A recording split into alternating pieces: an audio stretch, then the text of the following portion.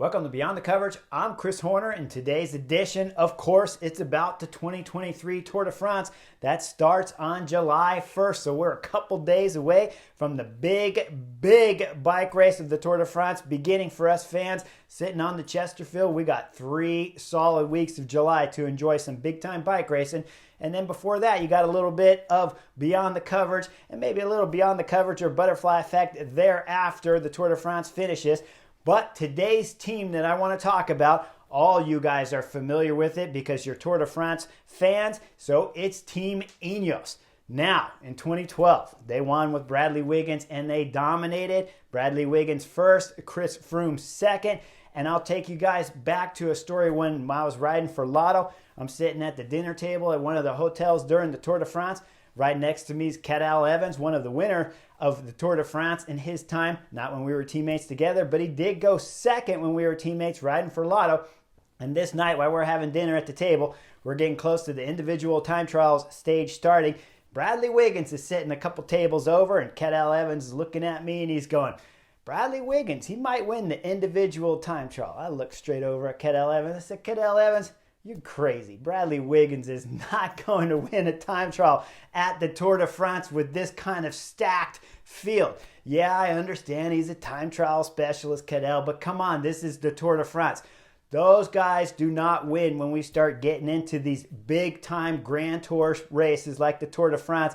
And I gave a little giggle there across the table to Cadel Evans for even bringing up the name Bradley Wiggins for being able to win an individual time trial stage at the Tour de France. Come on, it's never going to happen. That boy's way too big still. Well, 2012 rolled around. I hadn't raced against Team Sky throughout the whole beginning part of that season. Maybe ran into some of their other teammates at a couple other races, but hadn't run into Wiggins when he started coming better there throughout that season, and hadn't seen Chris Froome throughout 2012. So when I got to the 2012 start line of the Tour de France, when we're warming up, I'm thinking, man, there's no way that Bradley Wiggins has got that kind of form where he's going to come in here and win the Tour de France, and he did.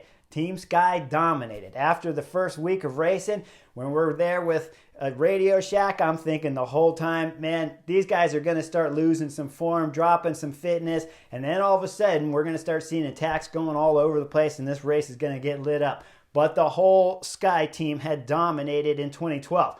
That was a massive domination, much like we saw last year from Team Jumbo-Visma. So that's just my first year of watching that domination from Team Sky with Bradley Wiggins and Chris Froome. Okay, we know the story later on. Chris Froome goes on to win 4 Tour de France victories. We see Geraint Thomas win 2018. 2019, there's this Colombian super young kid just above 20 years old. His name's Egan Bernal. In 2019, I'm calling it now live for NBC, and I'm over there to Tour de France. And Egan Bernal ends up winning the overall classification of the Tour de France. Now we're up there on the Champs. We're calling the excitement throughout the stage. And many times in my earpiece from NBC, they're saying, Chris, after the race is finished, they want me to say, hey, Egan Bernal is the next biggest, brightest thing coming, and he can win the next 7 tours in a row and break maybe Lance Armstrong's record or break 5 record and go into history books. They're chatting in my ear the whole time when I'm talking to you guys live there on NBC coverage, and they're saying, just say he's one of the best. Why don't you say he's one of the best? And they just couldn't get me to say that he's outright the next best thing coming, because in the 2019 Tour de France, what I saw there was Julian Alaphilippe flying. Now, Julian Alaphilippe won the individual time trial, and he beat Geraint Thomas and pushed him into second on that stage and kept the race leader's yellow jersey. If Geraint Thomas had won that individual time trial in 2019 at the Tour de France and knocked some time off of Julian Alaphilippe and put himself into yellow, Egan Bernal would have been a super domestique that year. Wouldn't even have won the Tour de France. So when we're on the Champs and we're wrapping up for NBC, they just cannot get me to commit and say that Egan Bernal is going to break the record and just keep winning throughout the next decade of Tour de France. Now, we know the history, right? Since 2019, after that marvelous win from Egan Bernal, well, he goes on later to have some back problems. Then he goes to the Giro d'Italia, wins the overall classification there. Struggled a little bit on the last mountain stages there and needed a little help from one of his super domestiques who happens to not be his domestique here starting for Team Ineos, because that's Danny Martinez. Now, Martinez was in there in that Giro victory, and he pushed Egan Bernal hard to suffer on the last mountain stage so he can round out and win the pink jersey in 2021. Now we start looking at their roster, 8 guys. Remember, 176 riders will start this year's Tour de France. And we look at Ineos, they got 8 riders in there. 8 riders with a Tour de France champion and a Giro d'Italia champion, Egan Bernal. And he's not even in my list to go for podium. Now, I listed him on Beyond the Coverage a couple days back ago that he could go podium, but I have Simon Yates as my absolute favorite to go 3rd at this year's Tour de France.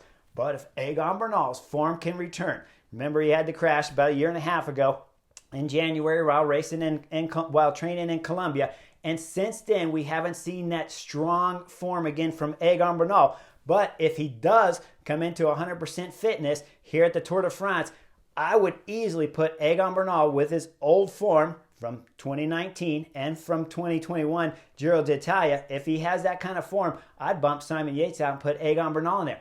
But we don't know exactly where Egan Bernal's form is, right? Went 12th at Dauphiné, went 8th at Romandy, but the races before that, he always had incidents with crashes, then knee soreness, so skipping races, and that affects your form.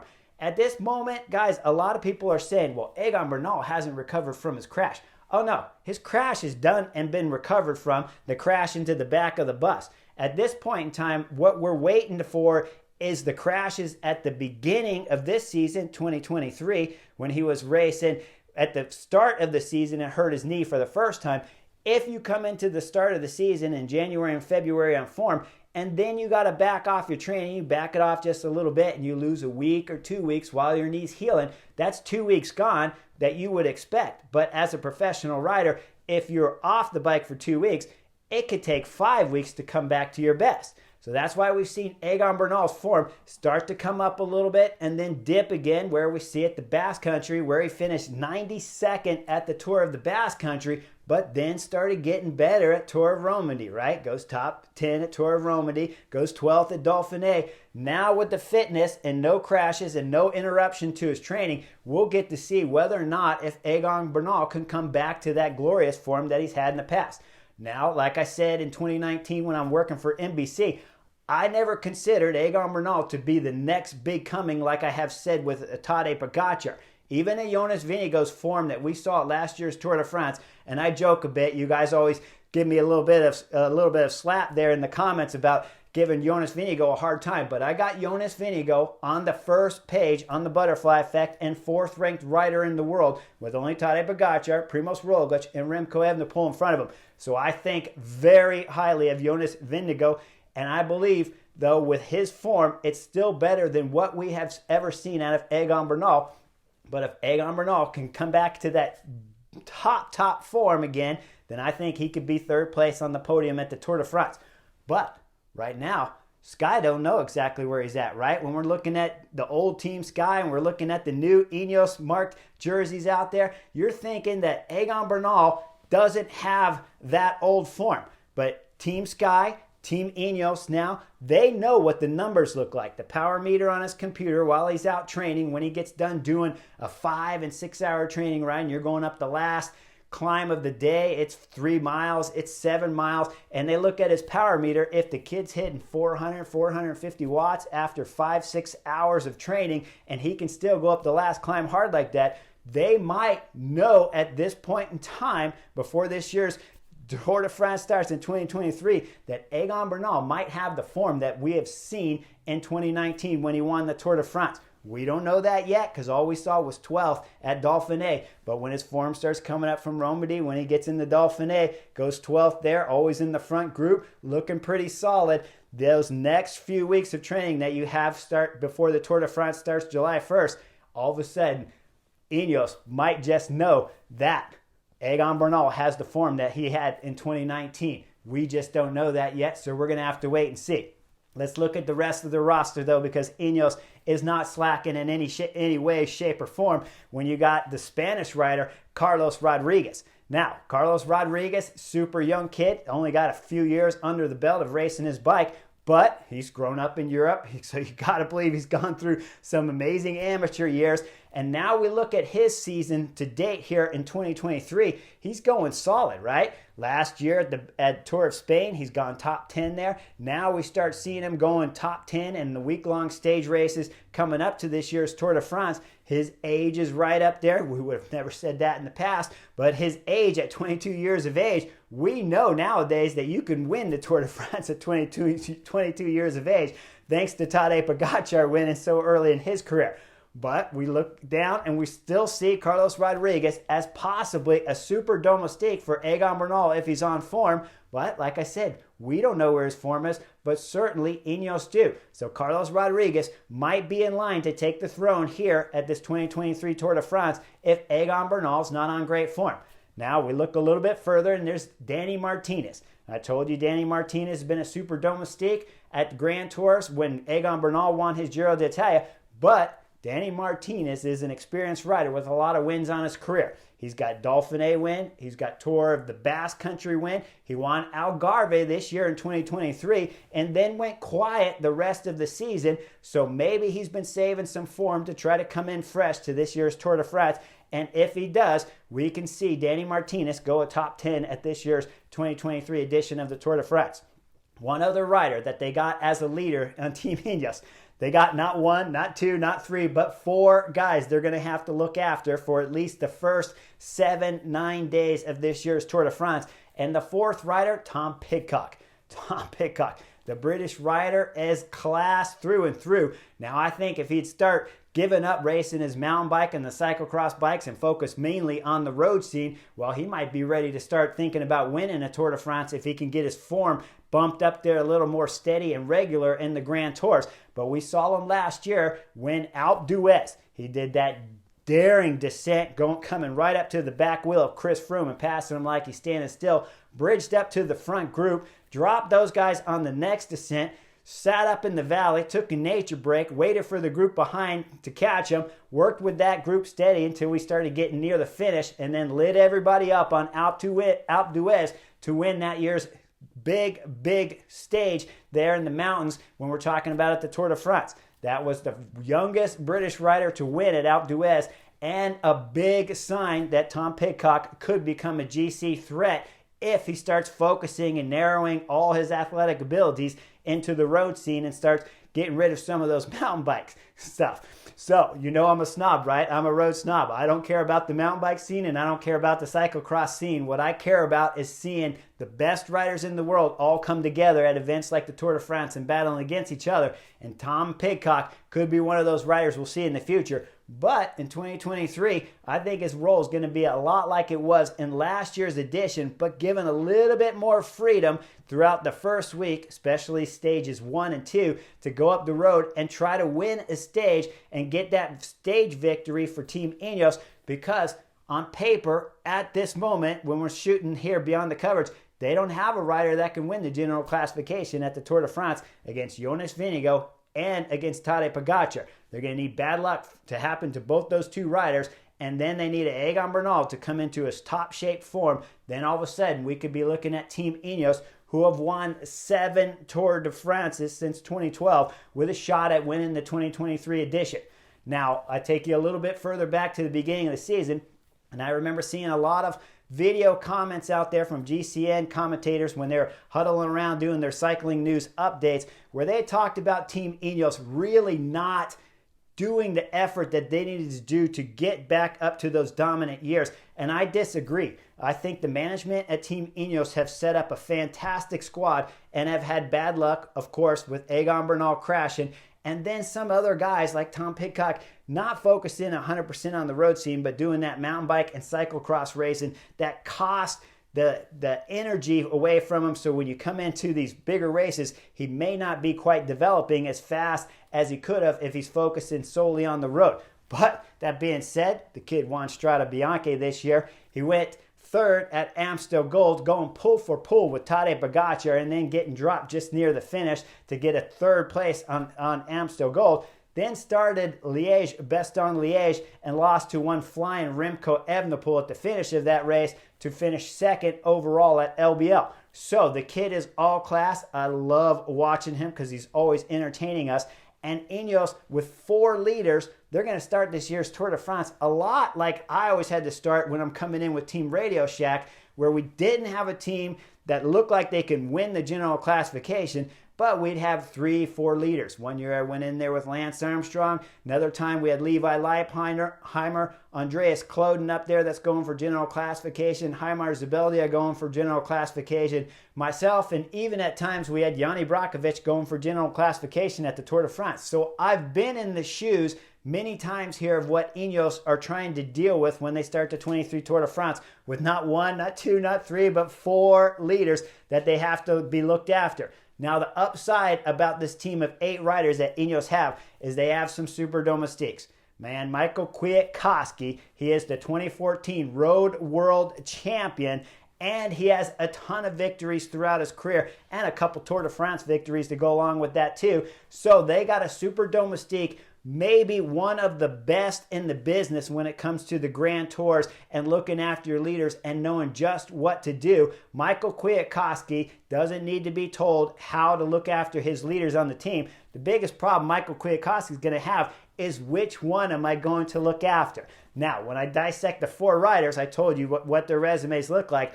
But when you go into this first week, the problem with having 4, what happens if Egan Bernal has a crash, gets a flat tire or something? Michael Kwiatkowski will know to stop there for Egan Bernal, along with the other 3 domestiques that they have on Ineos. But will the other 3 leaders, are they going to wait for an Egan Bernal? Probably not. So that's where you start having some problems, where you don't have 7 guys waiting for Egan Bernal. You're just going to have 2, 3 super domestiques, maybe 4 at the most, stopping for Egan Bernal. And if it comes down to the crunch period, once you lose the super domestiques early in the stage, maybe they're not there to help Egan Bernal if he has a flat tire at a bad moment. So that's what it becomes difficult. Now, the other super domestiques on their team, though, Omar Fraile, the Spanish rider, he's won races himself. He's a big-time stage hunter for trying to go for victories. But with Team Ineos, he looks like he's more of one of the super domestique roles when we go into this year's Tour de France. Ben Turner. Now, this kid, he is all class. Last year, he did a big classic season up in the north there in Belgium, was dominating, pulling on the front of the peloton many times late into those classic races to help Team Ineos win. And now this season, though, when we look at Ben Turner, he's had some problems, right? He's had a difficult year. You see his Instagram where he thanks Team Ineos for having the faith in him to bring him this year's Tour de France. And that's because he didn't finish this year's Dauphiné, and he must be having some kind of issues going on because he was supposed to start the national championships of the individual time trial, but he didn't start that either. So when you look at 2023 season for Ben Turner, just like he said at Instagram, it hasn't quite been the season that he expected, and it hasn't gone the way that they planned because Tour of Flanders was his last race, then came back for Dauphiné, DNF there, didn't start the British National Time Trial Championships, but will start this year's Tour de France. Strange when I looked at the resume and his results this year to see those kind of inconsistencies in his results. But if you go back to 2022, this kid was all money in the big-time classic races where he had the group down to 30, 40 riders pulling on the front and destroying people back there to help Ineos win some fine classic races in last year's 2022 season. So I'd put him on the list if I saw his power numbers and he said, Chris, I'm feeling good. I look at your power numbers. You're on the team, Ben Turner, for sure, because we're going to need some super domestiques here. Now, one last rider for Team Ineos, and that's going to be Jonathan Castroviejo, 36 years of age, been on the team for 6 years with Ineos, and we have seen in the past where Jonathan Castroviejo is capable of climbing deep into the mountain stages and looking after his GC threats for winning a general classification at a Grand Tour. So if Egan Bernal has his old form back, the multinational individual time trial Spanish champion, Jonathan Castroviejo, has shown that he's capable of being up there deep into the mountain stages if Ineos can come up with that big threat for the general classification at this year's Tour de France. Look out for Team Ineos. We don't know what to expect, but at this moment, you got to believe they're hunting for individual stages